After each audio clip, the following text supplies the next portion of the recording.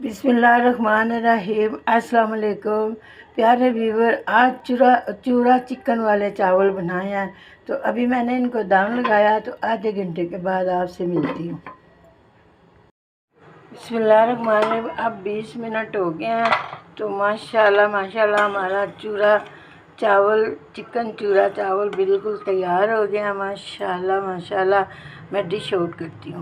बिस्मिल्लाहिर्रहमानिर्रहीम। माशाल्लाह माशाल्लाह। बिस्मिल्लाहिर्रहमानिर्रहीम। अब मैंने डिश आउट कर लिया। तो अब ये देखिए हमारा चिकन भी चूरा चूरा हो गया और चावल भी बड़े ज़बरदस्त हो गए हैं। ये देखिए जी माशाल्लाह माशाल्लाह। अब यही दाने मैं आपको चाख के बताती हूँ। माशाल्लाह माशाल्लाह, ये बहुत ज़बरदस्त है। ये देखिए हमारा चूरा कैसा, चिकन चूरा माशाल्लाह। अच्छा लग जाए तो शेयर करें, लाइक करें, सब्सक्राइब करें। अल्लाह हाफिज़।